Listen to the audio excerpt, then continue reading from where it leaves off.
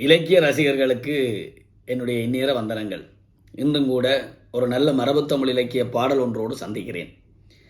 இன்றைய மரபு இலக்கிய பாடல் ஒரு சுவாரஸ்யமான இலக்கிய அனுபவத்தை தருகின்ற அதே வேளை அது ஔவையாருடைய பாடல், ஔவையாருடைய புலமையை எங்களுக்கு பறைசாற்றுகிறது.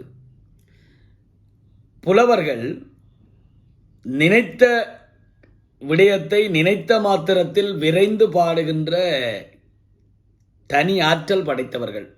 அந்த ஆற்றல் பெரும்பாலும் எங்களுடைய மரபிலக்கிய புலவர்கள் எல்லோருக்கும் வாய்க்கப்பெற்ற ஒரு பெரிய கொடை. அந்த கொடைக்கு ஒரு நல்ல உதாரணம் ஔவையார், ஒரு முன்னுதாரணம். பண்டைய காலத்திலே பெண்கள் படிக்கவில்லை, பெரும்பாலான பெண்கள் படிக்கவில்லை என்று நாங்கள் சொல்லிக் கொண்டிருக்கிறோம். அந்த குற்றச்சாட்டை உடைத்தெறிந்த ஒரு பெருமைக்குரிய புலவர்.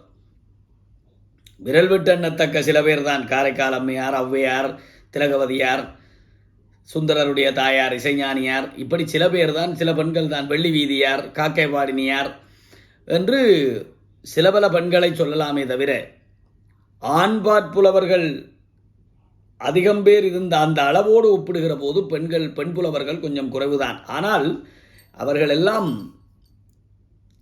இந்த ஔவையார் எல்லாருக்கும் தலைமை தாங்கக்கூடிய ஒரு பெரும்புலவர்.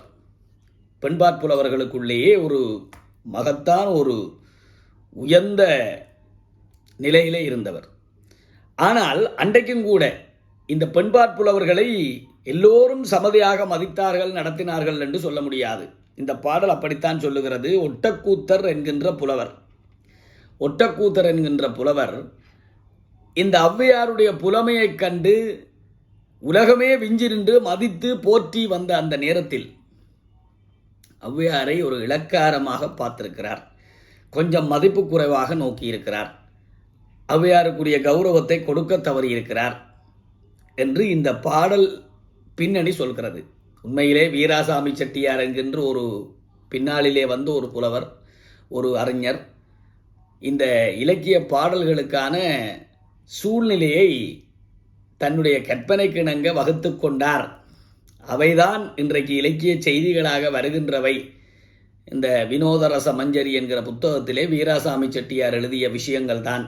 இதெல்லாம் அன்றைய காலத்திலே இருந்து இவற்றையெல்லாம் பார்த்தவர்களா என்று சில பேர் நினைக்கிறார்கள், சொல்லுகிறார்கள். இந்த தனிப்பாடல்களிலே குறிப்பிடப்பட்ட விஷயங்கள் தான் இவை. 100% அறுதியிட்டு சொல்ல முடியாதவையாக இருக்கலாம். சரி, அது இருந்தது, இல்லை, உண்மை, பொய் என்கின்ற விமர்சனத்துக்கு நாங்கள் போக வேண்டாம். ஒரு நல்ல இலக்கிய செய்தி சுவைத்து விட்டு போவோம், அவ்வளவுதான். ஔவையார் பெரும்புலவர், பெரும் வரவேற்போடு வாழ்ந்து கொண்டிருக்கிறார். நான் உங்களுக்கு சொன்னது போல ஔவையாரை பல பேர் போற்றினார்கள், சில பேர் கொஞ்சம் மதிக்க தவறினார்கள். அப்படியான ஒருவர் இந்த ஒட்டக்கூத்தர். ஒரு வயல் வரம்பு, 2 பக்கங்களும் வயல். இது பெரும்பாலானவர்கள், கிராமத்திலே வாழ்ந்த பெரும்பாலானவர்களுக்கு இது தெரியும். இன்றைய இளந்தலைமுறைக்கு தெரியாது. நடைவரம்பு என்று அந்த வரம்பை சொல்லுவார்கள். அகண்ட உயர்ந்த வரம்பு. ஆனால் ஒருவர் போகலாம் நடந்து, இன்னொருவர் வந்தால் ஒருவர் வழிவிட்டு ஒருவராக விலத்தி கொள்ள வேண்டும். அந்த பக்கத்திலே இருந்து ஒட்டக்கூத்தர் வருகிறார், இந்த பக்கத்திலே இருந்து ஔவையார் வருகிறார். ஔவையாரை மனதார மதிக்கின்ற இயல்பில்லை, இது ஒட்டக்கூத்தருடைய இயல்பு. அப்படியே ஔவையாருக்கு பக்கமாக வருகிற போது வேண்டுமென்றே வயலிலே இருந்த கீரையை பார்த்து 4 இலை பந்தலடி, 1 காலடி 4 இலை பந்தலடி, இப்படி சொல்லுகிறார். 1 காலடி 4 இலை பந்தலடி, 1 கால் 4 இலை பந்தல், 1 கால் 4 இலை பந்தல் என்று சொல்லியிருக்கலாம். 1 காலடி 4 இலை பந்தலடி என்று பாடலிலே இலக்கியத்தோடு இலக்கியமாக சொல்லுவது போல ஔவையாரை எடி என்று பேசுகிறார். நாங்கள் அன்பாகவும் எடி என்று பேசுவதுண்டு. கோபவயப்பட்டு பேசுகிற போது ஒருவரை இழிவுபடுத்துவதற்காக ஒரு பெண்ணை போடி வாடி என்று இழிவுபடுத்துவது உண்டு. போடா வாடா என்று ஆண்பாலை சொல்லுவது போல இது ஒரு ஒரு ஒரு கோப வெளிப்பாட்டிலே வருகிற ஒரு சின்னத்தனமான ஒரு எதிராளியை கோபப்படுத்துகிற முயற்சி. இப்படியே இருக்க ஒட்டக்கூத்தர் ஒரு காலடி 4 இலை பந்தலடி என்று கேட்டால் ஒரு கால் இருக்கிறது கீரை, ஆரக்கீரை என்று ஒரு கீரை இருக்கிறது பாருங்கள். இப்படி 4 இலை, 4 பக்கமும் இப்படி 4 இலை குடபிடிச்ச மாதிரி இருக்கும். ஆகவே நான் கீரையத்தான் சொன்னேன். ஒரு காலடி 4 இலை பந்தலடி சீரடியாக அடித்து விட்டுட்டு போகிறார். இதை கேட்டுவிட்டு பேசாமல் போயிருந்தால் ஒட்டக்கூத்தர் நினைத்தது போலே இந்த ஔவையார் சாதாரண புலவர் தான், என்னதான் புலவராக இருந்தாலும் ஒரு சாதாரண புலவர் என்று நாங்கள் வேறு வழியில் ஒட்டக்கூத்தர் பக்கமே நின்றிருக்க முடியும்.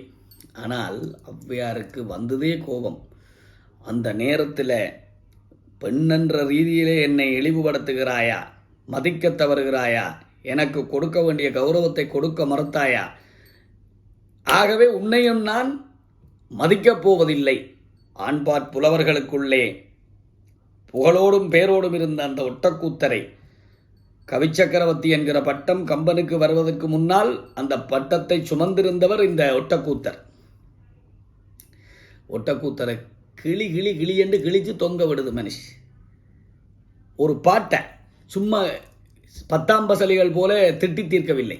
பாட்டு சிலேடை, அருமையான பாட்டு. அந்த கணமே வந்து வாய்க்கிறது. 8 லட்சணமே எமனேறும் பரியே மட்டில் பெரியம்மை வாகனமே முட்டமேல் கூரையில்லா வீடே குலராமன் தூதுவனே ஆரையடா சொன்னாய். அது நான் சொல்லுவேன், அவ்வளவும் புறந்தள்ள முடியாத அற்புதமான வரிகள், இலக்கிய நயம் பொருந்தியவை. வெளிப்படையாக பார்த்தால் இந்த பாடலில் இருக்கக்கூடிய பெரிய சுவை என்ன தெரியுமா? வெளிப்படையாக பார்த்தால் ஏதோ புகழ்வது போல இருக்கும், மறைமுகமாக பார்த்தால் இகழ்ந்து விட்டு கிடக்கு. அங்கதம் என்று இதை எங்களுடைய தமிழ் கொண்டாடுகிறது. அதாவது வெளிப்படை பொருளில் புகழ்ந்தும் மறைபொருளில் இகழுகின்ற அந்த வழக்கை வஞ்சப் புகழ்ச்சி என்று சொல்லுவார்கள். அதற்கு இன்னொரு பெயர் அங்கத சுவை. அங்கத சுவை கொண்ட பாடல் இந்த பாடல். 8 லட்சணமே.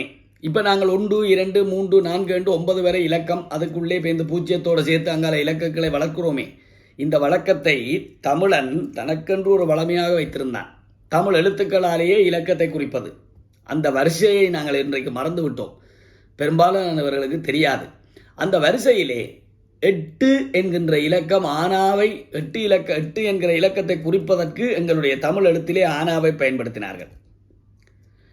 4 மேல் 1 கால்வாசி. அந்த கால்வாசியை பயன்படுத்துவதற்கு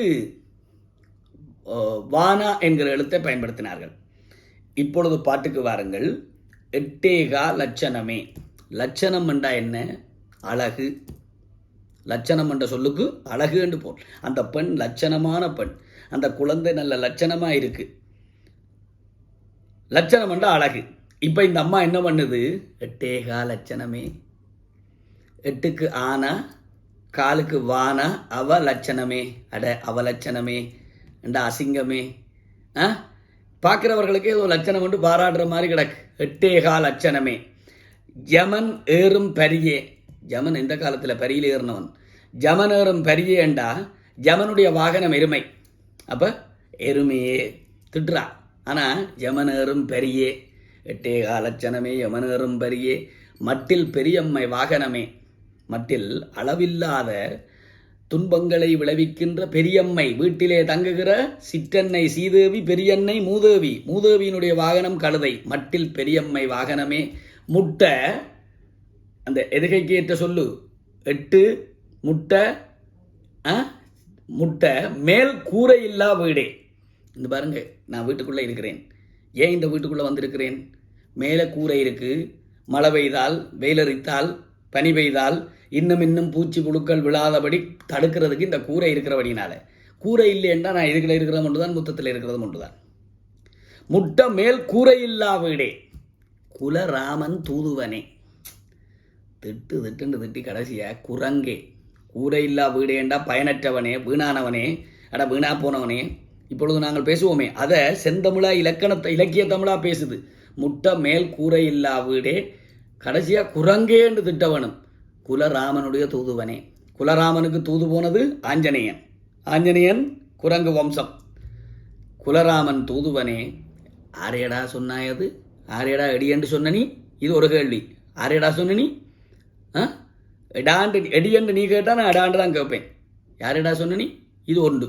இன்னும் ஒன்று, தம்பி நீ ஆரையடா சொன்னாய், அது ஆரை கீரையடா சொன்ன நீ என்ன சொல்ல இல்லை, நான் புரிஞ்சு கொண்டேன். நக்கலுக்கு நக்கலை, விக்கலுக்கு விக்கலை, இலக்கியத்துக்கு இலக்கியமா, நயத்துக்கு நயமா, கோபத்துக்கு கோபமா, இழிவுக்கு இழிவா எப்படி பதிலடி கொடுத்துன்னு பாருங்க அந்த அம்மா. 8 லட்சணமே எமனேறும்பரியே மட்டில் பெரியம்மை வாகனமே முட்டமேல் கூரையில்லா வீடே குலராமன் தூதுவனே யாரையடா சொன்னாய் அது. ஒட்டக்கூத்தர் இன்னொரு முறை ஔவையார்கிட்ட இந்த மாதிரி ஏதாவது வம்பு தும்பு வச்சு கொண்டா இருந்திருப்பார்.